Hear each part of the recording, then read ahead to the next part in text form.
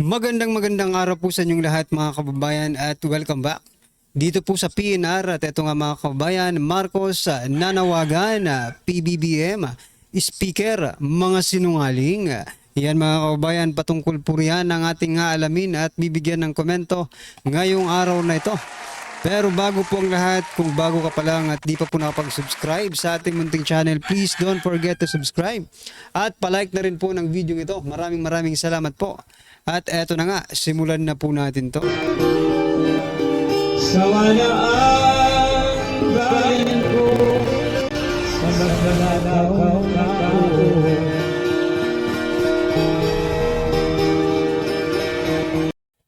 So yan mga kababayan, bago po natin muling i-play ang video ito, pasadahan po muna natin ang mga nagte-trending na mga balita dito po sa mundo ng social media. At unahin na nga po natin ito. Nako. Former President Duterte, parang nakaganti dito sa ICC judge mga kababayan. Ito po ang balita. ICC judge in Duterte case among those sanctioned by Trump admin. Nako, parang kinundi na ni President Donald Trump itong mga ICC judge dito po sa kaso ni President Duterte. President Donald Trump's administration on Thursday imposed sanction on 4 judges at the International Criminal Court. Unprecedented retaliation over the war tribunal issuance yan mga kabayan of an arrest warrant for Israeli Prime Minister Benjamin Netanyahu and a past decision to open a case into alleged war crimes by US troops in Afghanistan. Yan mga kabayan eto. Pinarusahan po ni Trump, no, sinanksyon ni President Donald Trump itong mga judges ng ICC. Kabilang na rin po dyan ang mga judges na humahawak ngayon sa kaso ni former President Duterte. Yan mga kabayan, ano po ang inyong opinion dyan? This is very good news para po sa ating mga supporter ni former President Duterte. Palakpakan po natin. Pero teka lang, wag po tayong magbunyi ng maaga mga kababayan. Eto, pasadahan din po natin ang balitang ito na kung saan nanawagan po si President Bongbong Marcos Jr. sa mga Pilipino. Nanawagan si Pangulong Ferdinand Marcos Jr. sa mga Pilipino na kailangan ang sakripisyo para sa pagbangon ng bansa. Aba? Oo nga, no? Tayo ang magsasakripisyo mga kababayan. Siyempre, Pilipinas to. Pilipino tayo. Pero teka lang, eto, PBBM nanawagan sa mga Pilipino, pairalin, dignidad, malasakit, pagiging patas. Teka lang. Mukhang hindi ata mga ordinaryong Pilipino ang kailangan magkaroon ng ganitong sakripisyo. I think kayong mga opisyal ng ating bansa, especially the President mga kababayan, mismo po ang kailangan magkaroon ng dignidad, malasakit at kailangan pong maging patas. Pati si General Torre, di ba? I think kailangan pong simulan ang sakripisyo nyo. Dito po magsimula sa ating mga matataas na mga opisyal ng ating bansa. No? Mahirap naman mga kababayan kung tayo mga ordinaryong Pilipino magsasakripisyo, no? Nang magkaroon tayo ng dignidad. Although it is in our blood na, mayroon tayong dignidad, malasakit at pagiging patas, no? Kailangan talaga yan in our daily lives, di ba? Pero kailangan din naman pong ipakita ng ating matataas na opisyal ng ating bansa that they are doing so, no? Kung hindi, ay paano magiging model sila ng ating bansa, di ba? Paano sila magiging makaka-impluwensya sa mga ordinaryong Pilipino na gawin ang sinasabi nila na kung sila ay hindi naman nila ginagawa ang mga ito. Di ba? Kaya nga nakalagay po sa ating thumbnail, ito nagtatanong lang tayo Ewan ko sa inyo kung nagsisinungaling nga ba. PBBM speaker, mga sinungaling. Yan, nagtatanong po mga kababayan sapagkat hindi na po natin alam eh. Eto, nagsasalita na naman na parang ewan, di ba? Tayo magsasakripisyo daw. Kailangan daw natin magsakripisyo para sa pagbangon ng ating bansa. Pero, sino ba dapat ang unang magsakripisyo? Kayo. Kaya nga kayo naging naturingang mga opisyal ng ating bansa kasi handa po kayong magpakamatay, di ba? Sabi nga ni former President Duterte, kung hindi ka handang mamatay, wag ka na maging presidente, di ba? Di ba? Kaya nga kayo handang magsakripisyo para sa ating bansa. Handang maging patas sa anumang bagay. Pero ang nakikita po natin ngayon, mga kababayan, ay parang hindi naman nangyayari itong mga pinagsasasabi ni President Bongbong Marcos Jr.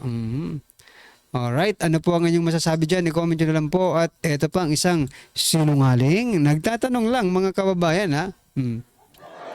Dahil po dito, sabi po dito ni Speaker Martin Romualdez, right policies, best formula for job generation. Ayon po yan kay Speaker Martin Romualdez.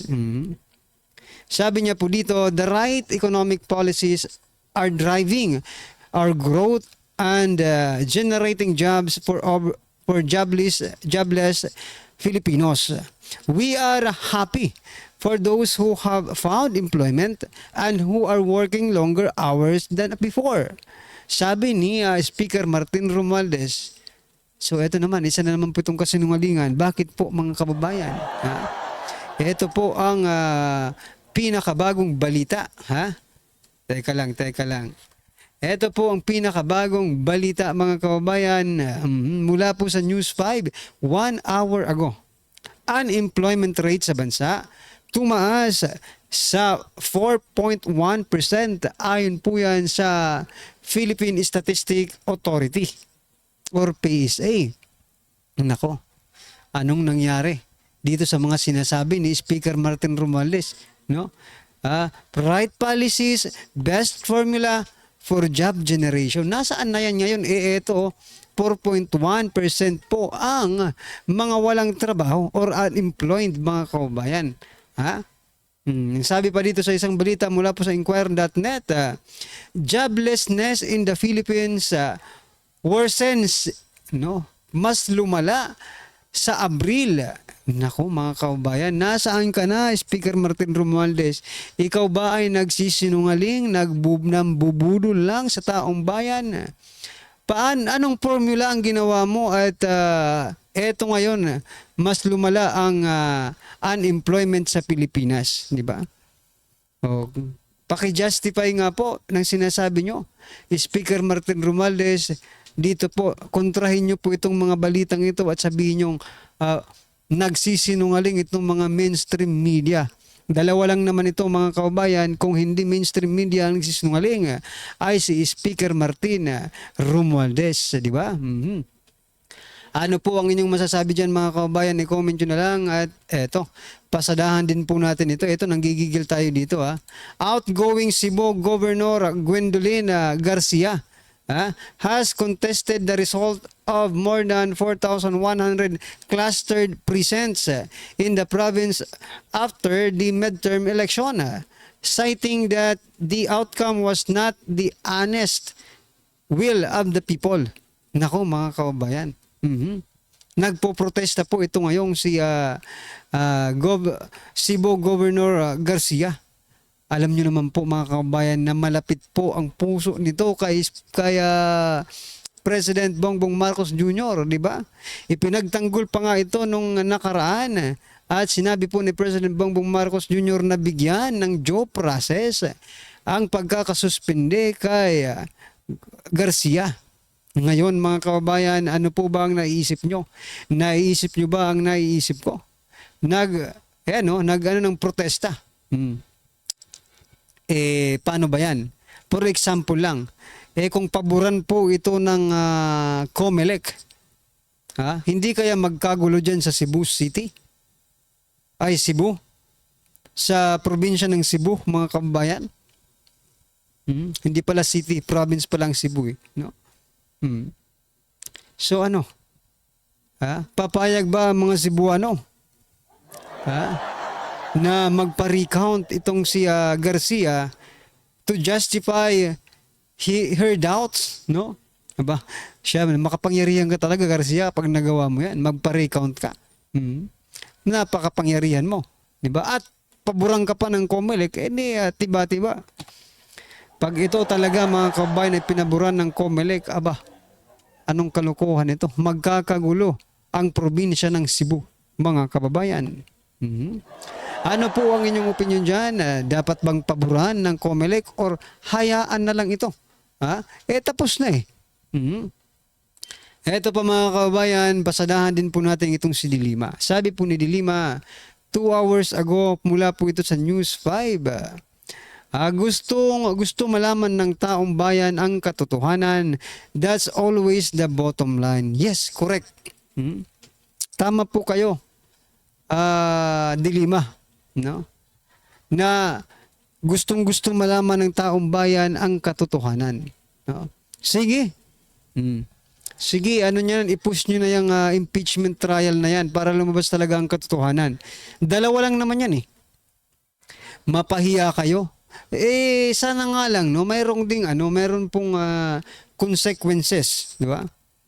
Yung mga prosecutor, kasi ang hirap naman ito si Vice President Sara pag na-impeach ninyo, impeach talaga. Pag hindi nyo na-impeach, thank you lang, di ba? Sana magkaroon din kayo ng pananagutan, di ba? Not only the Vice President Sara Duterte, but of course also to those who accuse Vice President Sara Duterte na may gumagawa ng anomalya. Na kung hindi nyo ito mapatunayan, di ba? Sana kayo po ang maparusahan. Yun na lang naman yun eh, di ba? Ang taong bayan naman kampante, di ba? Kampante na hindi po mai-impeach si Vice President Sara Duterte kasi wala po kayong matibay na ebidensya. Biruin nyo, in-stop na nga yung hearing sa Kamara about the confidential fund, the investigation, di ba? Wala na. Ano pa ang nyo? Ano pa ang ebidensya ninyo, di ba? Anyway, ano po ang inyong masasabi dyan mga kababayan? I-comment nyo na lang. At eto, last po natin pag-uusapan.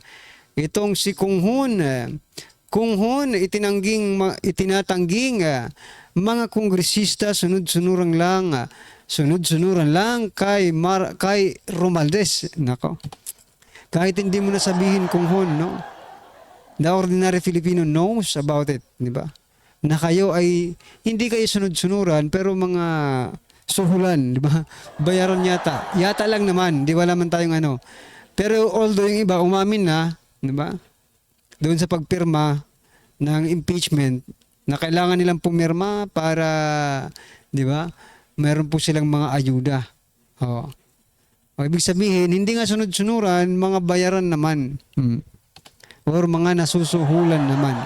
Ayan, nagtatanong nasusuhulan ba sila mga kababayan? Tatanungin ulit natin, baka madali tayo eh.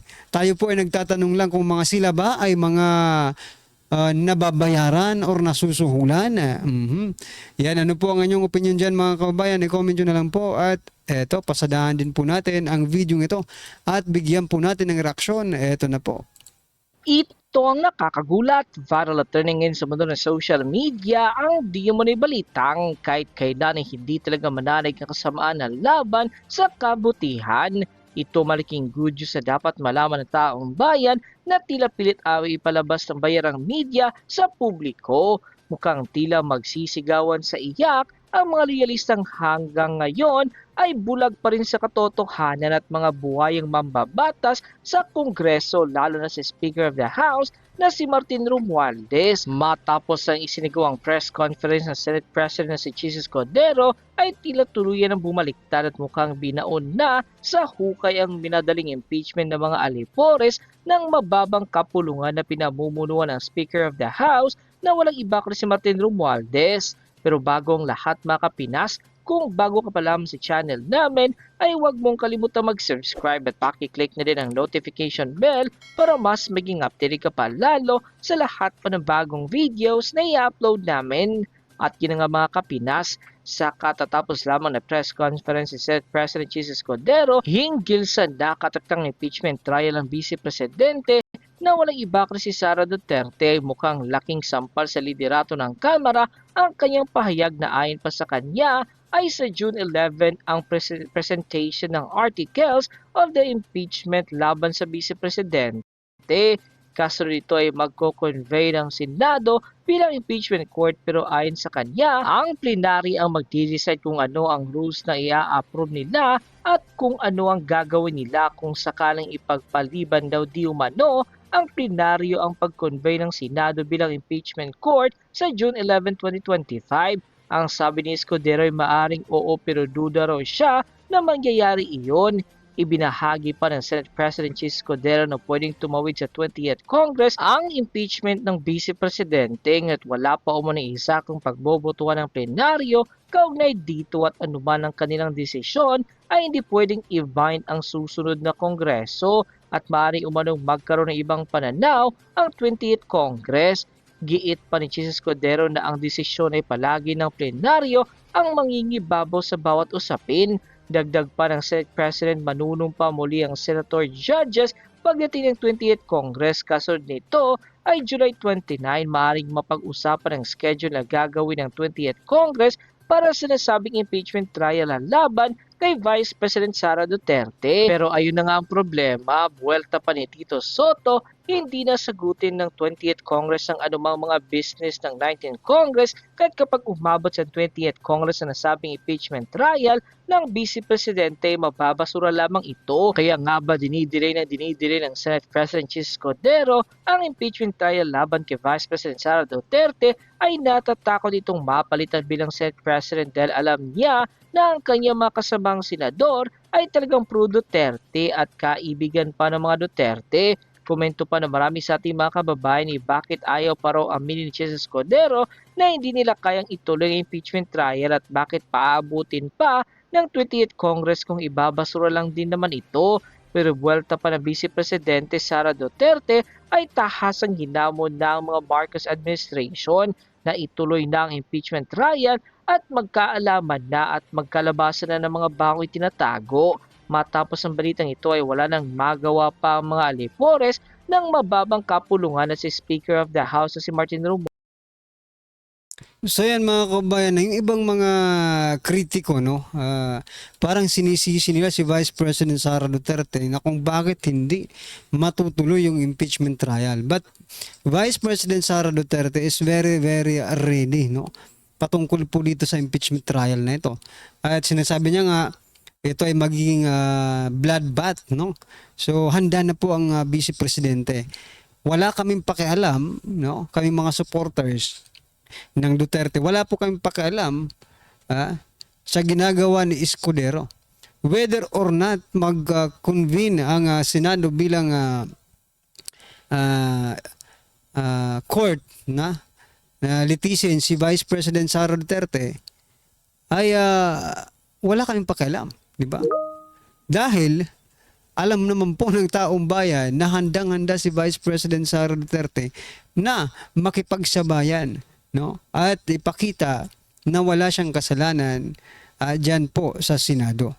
Especially this impeachment trial. Yan mga kabayan, ano po ang inyong opinion, reaction patungkol po sa video ito? I-comment nyo na lang po sa baba.